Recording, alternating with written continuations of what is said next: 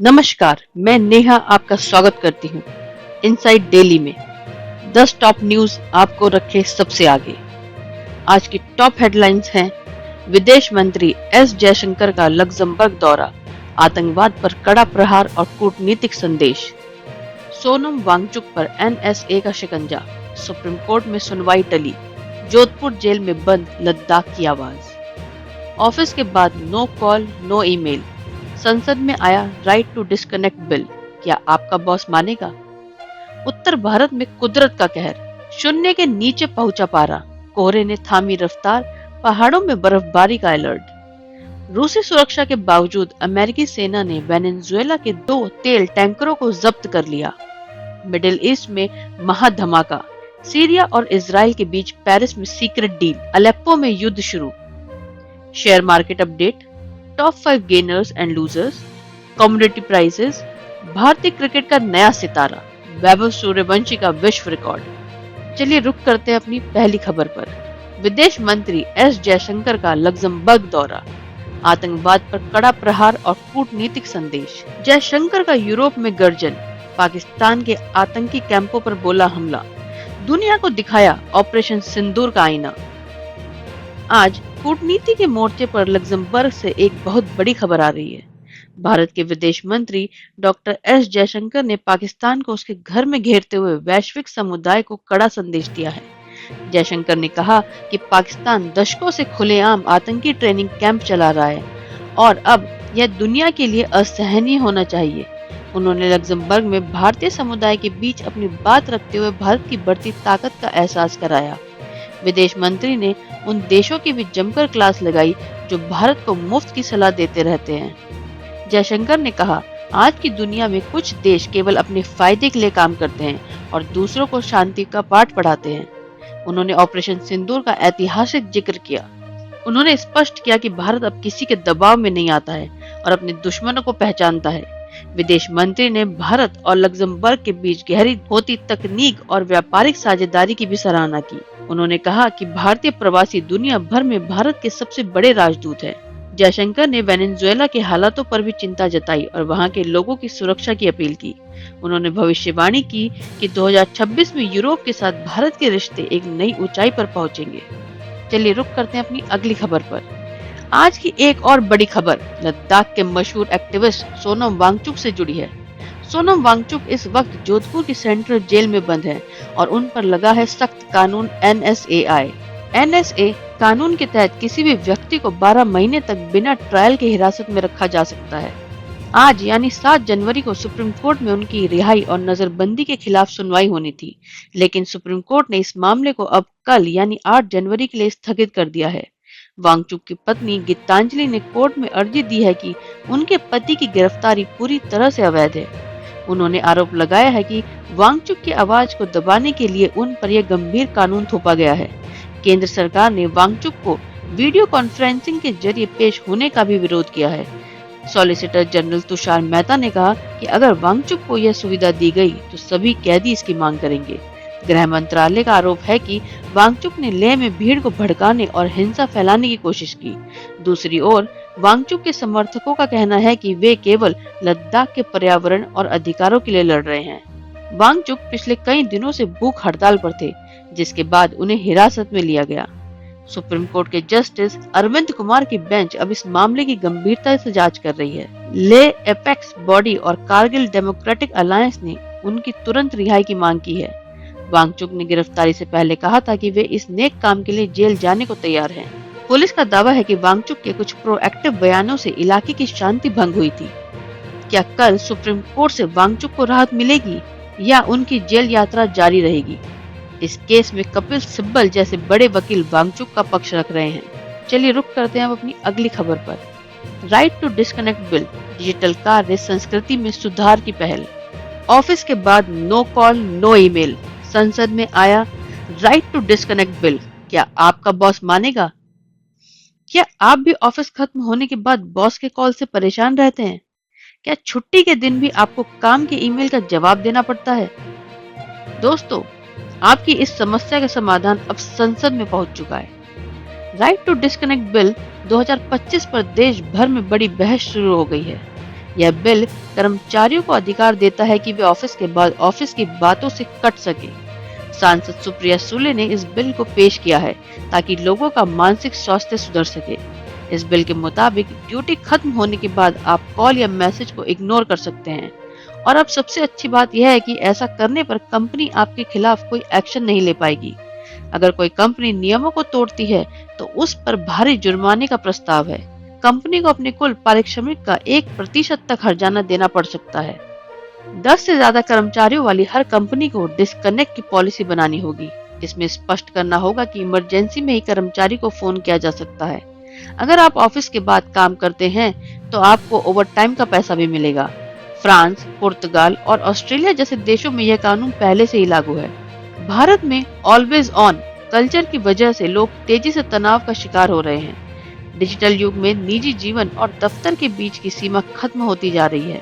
यह बिल उसी सीमा को फिर से खींचने की एक ईमानदार कोशिश है।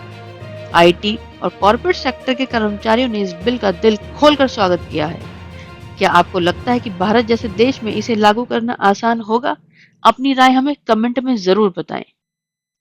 उत्तर भारत का मौसम, भीषण शीतलहर और कोहरे का रेड अलर्ट।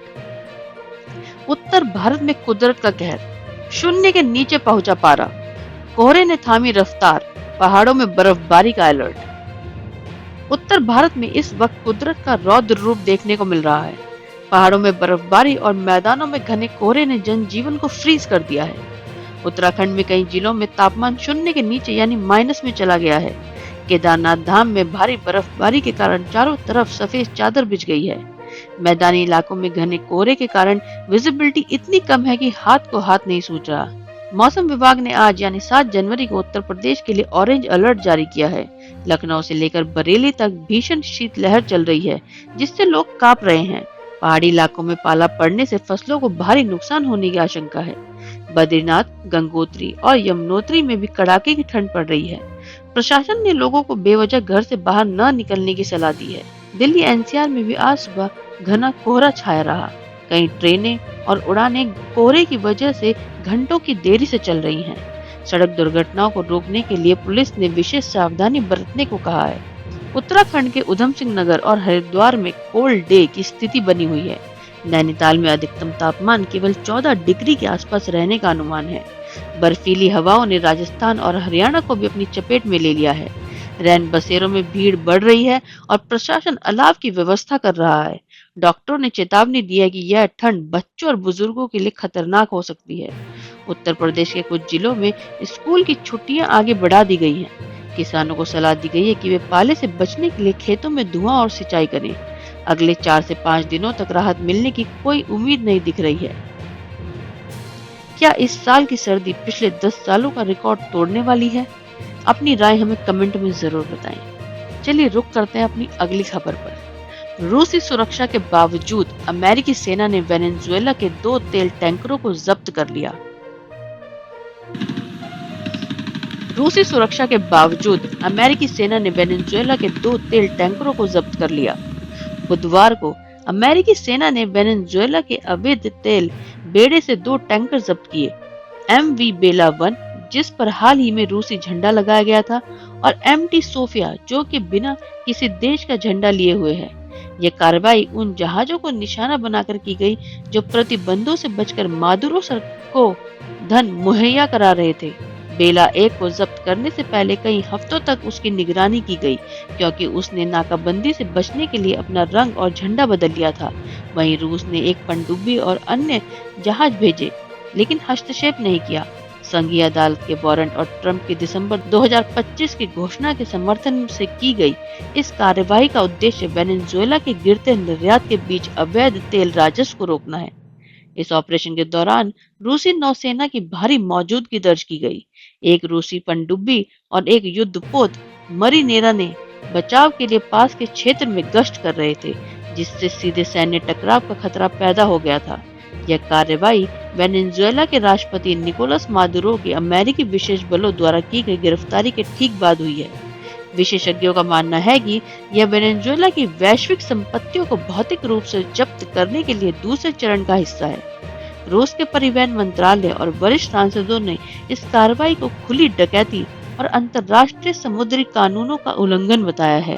राष्ट्रपति डोनाल्ड ट्रंप ने इसे पश्चिमी गोलार्ध की सुरक्षा और स्थिरता के लिए आवश्यक बताया। अमेरिकी खुफिया विभाग ने इस ऑपरेशन को त्रुटिहीन यानी कि फ्लॉलेस करार दिया है। वर्तमान में अमेरिकी तट रक्षक बल दोनों टैंकरों को अंतिम निपटान के लिए अमेरिकी बंदरगाहों की ओर ले जा रहे हैं। इस घटना ने रूस और अमेरिका के बीच समुद्री संप्रभुता को लेकर एक नए और खतरनाक गतिरोध को जन्म दे दिया है। चलिए रुक करते हैं अपनी अगली खबर पर, जो है सीरिया और इजराइल के बीच पेरिस समझौता। मिडिल ईस्ट में महाधमाका। सीरिया और इजराइल के बीच पेरिस में सीक्रेट डील। अलेप्पो में युद्ध शुरू। अमेरिका की मध्यस्थता में दोनों देशों ने एक संचार सेल बनाने की सहमति जताई है। इसका मतलब है कि अब इजराइल और सीरिया सीधे बातचीत कर सकेंगे। इस समझौते का मुख्य लक्ष्य सीमा पर होने वाले धमाकों और हवाई हमलों को रोकना है। इजराइल चाहता है कि सीरिया से ईरानी लड़ाकों को पूरी तरह बाहर निकाला जाए। बदले में सीरिया ने मांग की है कि इजराइल उसकी संप्रभुता का सम्मान करे। पेरिस में हुई इस बैठक में अमेरिका ने अब्राहम अकॉर्ड को विस्तार देने की कोशिश की है, लेकिन दूसरी तरफ सीरिया के भीतर युद्ध और तेज हो गया है। सीरियाई सेना ने अलेप्पो के कुर्द इलाकों को बंद सैन्य क्षेत्र घोषित कर दिया है। वहां रहने वाले नागरिकों को तुरंत घर खाली करने का आदेश भी दिया गया है। सीरिया सेना अब कुर्द इलाकों यानी एसडीएफ के खिलाफ बड़ा हमला करने वाली है। अलेप्पो में भारी बमबारी और गोलीबारी की खबरें आ रही हैं। क्या पेरिस समझौता सीरिया में शांति ला पाएगा या केवल कागजों तक रहेगा? इजराइल अभी भी गोलन हाइट्स वापस करने के लिए तैयार नहीं है, लेकिन वे खुफिया जानकारी साझा करने के लिए मान गए हैं। इस खबर से पूरे अरब जगत में खलबली मच गई है। तुर्की ने भी समझौते पर कड़ी प्रतिक्रिया दी है। सीरिया के राष्ट्रपति अहमद अल शरा ने इसे एक नई शुरुआत बताया। चलिए रुक करते हैं अब कुछ शेयर मार्केट अपडेट्स पर। शेयर बाजार में आज फिर से लाल निशान का बोलबाला रहा। भारतीय बेंचमार्क इंडेक्स, सेंसेक्स और निफ्टी लगातार तीसरे दिन गिरावट के साथ बंद हुए। आज बाजार की इस मंदी के पीछे एक बहुत बड़ा नाम है, डोनाल्ड ट्रंप। अमेरिकी राष्ट्रपति ट्रंप ने भारत पर यानी आयात शुल्क बढ़ाने की खुली धमकी दी है। इसका मुख्य कारण है भारत द्वारा रूस से कच्चे तेल की लगातार की जा रही खरीदारी। ट्रंप चाहते हैं कि भारत रूसी तेल छोड़ दे, लेकिन भारत अपने हितों पर अड़ा है। इस भू राजनीतिक तनाव ने विदेशी निवेशकों को डरा दिया है। आज फिर से विदेशी निवेशकों ने भारतीय बाजार में भारी मात्रा में पैसा निकाला।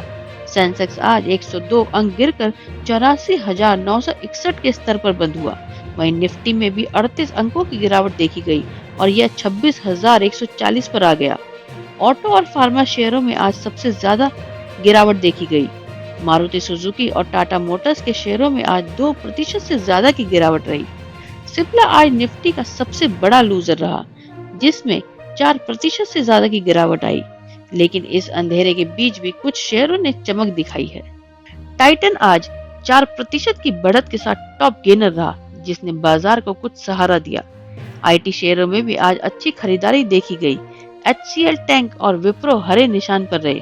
निफ्टी आईटी इंडेक्स आज करीब 1.8% की बढ़त के साथ बंद हुआ। बाजार के जानकारों का कहना है कि निवेशकों को अब तीसरी तिमाही के नतीजों का इंतजार है। अगर कंपनियों के नतीजे अच्छे नहीं रहे तो गिरावट और भी गहरी हो सकती है। अमेरिकी फेडरल रिजर्व के रुख पर भी की नजर टिकी हुई है। क्या बाजार अब 26,000 के मनोवैज्ञानिक स्तर को तोड़ देगा? हमें कमेंट्स में जरूर बताएं अपनी राय। आपको क्या लगता है, क्या बाजार अब 26,000 के मनोवैज्ञानिक स्तर को तोड़ देगा? हमें कमेंट में जरूर बताएं। आज टॉप गेनर्स में थगमाइल ज्वेलर्स सबसे आगे रहा, 10% की तेज उछाल के साथ। टाटा एलेक्सी करीब 9.5% चढ़ा। आईटी शेयरों में मजबूती दिखी। एलिकॉन इंजीनियरिंग में 8% से ज्यादा की तेजी रही। सारेगामा इंडिया और पीसी ज्वेलर में भी 6% से ज्यादा की बढ़त दर्ज की गई। ज्वेलरी और टेक शेयरों में साफ खरीदारी दिखी। अब टॉप लूजर्स की बात करते हैं। आर्केन केमिकल करीब 5% टूटा। कार्ट्रेड टेक और सिप्ला में 4% से ज्यादा की गिरावट रही। सीएसबी बैंक और M&M फाइनेंशियल सर्विसेज में भी दबाव रहे। फाइनेंस और फार्मा शेयर कमजोर नजर आए। चलिए रुक करते हैं अब अपनी कमोडिटी प्राइसेस पर। Commodity market updates. सोना 0.6% गिरा। चांदी में करीब 3% की कमजोरी। कच्चा तेल 2.5% टूटा। ग्लोबल संकेतों का असर साफ, लेकिन नेचुरल गैस ने चौंकाया। 3% से ज्यादा की तेजी। कॉपर, जिंक और लेड तीनों में मंदी का दबाव बना रहा। आज बाजार निगेटिव झुकाव में, ज्वेलरी स्टॉक्स मजबूत, कमोडिटी में गैस पॉजिटिव, बाकी कमजोर। चलिए रुक करते हैं आप कुछ स्पोर्ट न्यूज पर। भारतीय क्रिकेट का नया सितारा वैभव सूर्यवंशी का विश्व रिकॉर्ड। भारतीय क्रिकेट का नया सितारा वैभव सूर्यवंशी का विश्व रिकॉर्ड। 14 साल के वैभव सूर्यवंशी, जी हाँ 14 साल के वैभव सूर्यवंशी ने रचा इतिहास, तोड़ा सचिन सहवाग का रिकॉर्ड। भारत ने अफ्रीका को रौंदा। भारतीय क्रिकेट को नया सुपरस्टार मिल गया है, नाम है वैभव सूर्यवंशी। महज 14 साल की उम्र में वैभव ने वो कर दिखाया जो बड़े बड़े दिग्गज नहीं कर पाए।